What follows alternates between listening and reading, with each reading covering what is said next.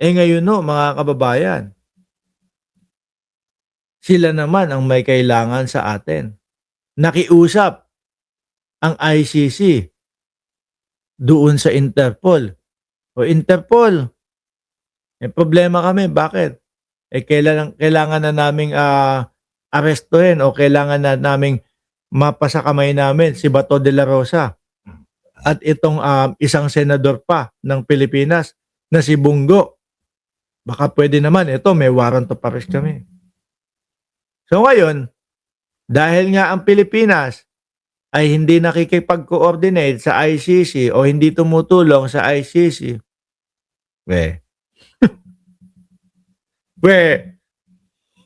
hindi ho, ako ho, kahit sumusuporta ako kay Pangulong Bongbong Marcos, mga kababayan, naniniwala ho ako na kumbaga may ano yan, may pitik yan ni Pangulong Bongbong Marcos. Sige nga, yung mga magugulo sa Pilipinas, kunin nyo na. Total naman malinaw na nung mga panahon na joint force pa ang Pilipinas, ang ICC,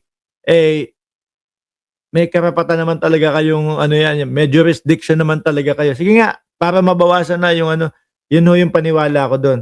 Baka nga ho pagka nalaman na mamamayang Pilipino na talagang si Pangulong Bongbong Marcos pa ang nagpa-aresto sa mga yan, matuwa pa di ba?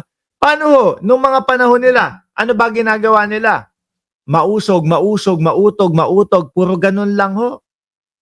Puro paninira lang po, mga kababayan. O hayaan na natin sila dyan kaysa tuluyang magulo ang ating inang bayan. Di ba? Ngayon, sasabihin ng ICC, sige, kami bahala dito. Makikipag-coordinate naman sa CIDG. Ganon na ganon din po yung kay dating Pangulong Duterte, mga bossing. Sabi nila, kaso, kakasuhan yung mga, nasa na yung kaso? Wala, di ba? Sabi ni WhatsApp, alamin nyo yung Soledad Roa Duterte Memorial Building sa China. Putik na yan. Mukhang may alam tong si WhatsApp no? Mukhang may alam na building si WhatsApp sa mga Duterte tuloy natin. The two senators were named by the ICC as co-perpetrator in alleged killing during the Duterte administration war on drugs campaign. Lacson said, part of the caucus discussion may center to the 1987 Constitution provision on legislative immunity, noting that senators are protected from arrest only during session and only for offenses punishable by 6 years. Ang sinasabi kasi ho dyan, mga kababayan, kapag yung isang senador, ang magiging hatol sa kanya ay 6 na taon pababa, kaya nilang kanlungin yun. Pero kapag 6 na taon pataas, hindi.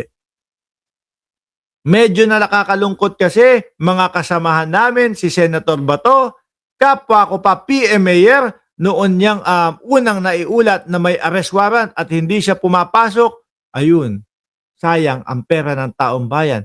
Somehow, maski pa paano, syempre nakakaramdam kami ng sentimiento sa kanilang magiging sitwasyon. Silang dalawa ni Senator Bongo. Kung ako sa inyo, hayaan nyo na yung dalawa na yan. Bakit? Total naman dati, lagi nilang sinasabi na hindi nila hahayaan at hindi nila papabayaan si Duterte. Di ba? Ano lagi nilang sinasabi? Ano yung pangako nila sa mga DDS na hanggang ngayon hindi nasusunod? Pagkatapos ng eleksyon, bibisitahin ko si dating Pangulong Duterte. Si Bato may sabi niyan. Bago o pagkatapos ng eleksyon, bibisitahin ko si Duterte. Hanggang ngayon, wala pa din. Di ba? Sabi, sino ba yun? Nasaan ba yun si Ito, si Dali Babe. Nag-shoutout lang pala. Shoutout kay Dali Babe Castro. Ito naman ang statement ni Senator Bungo, mga kababayan. Ito yung kanyang sinasabi, mga boss chief amo, sir. No? Ayan. Statement of Senator Bungo. Araw ng mga puso, biyak ang puso ni Bungo. Masaklap ang nabalitaan.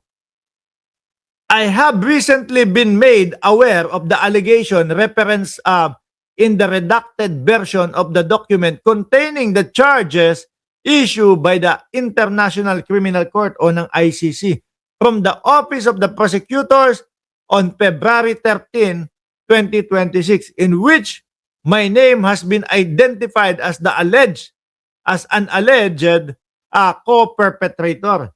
I dispute this allegation which are entirely unfounded, one-sided, no? Unfair. Paano one-sided? Ang tagal nang iniimbita kayo. Ang tagal nang hinihingi ang kooperasyon ninyo. Pero hindi naman kayo sumasagot.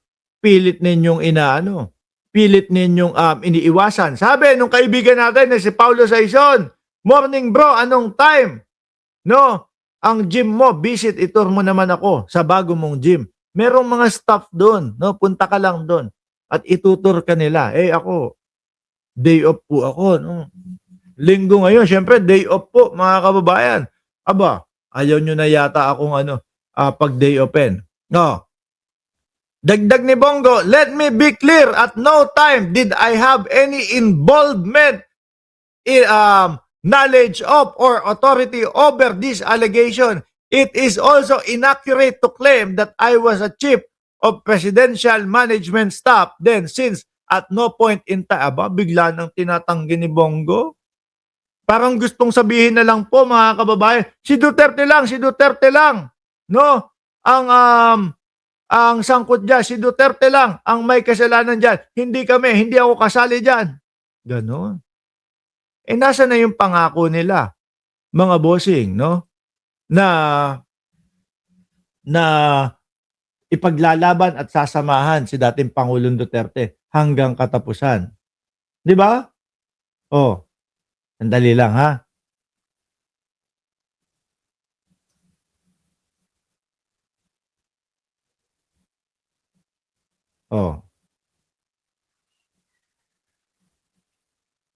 Di ba?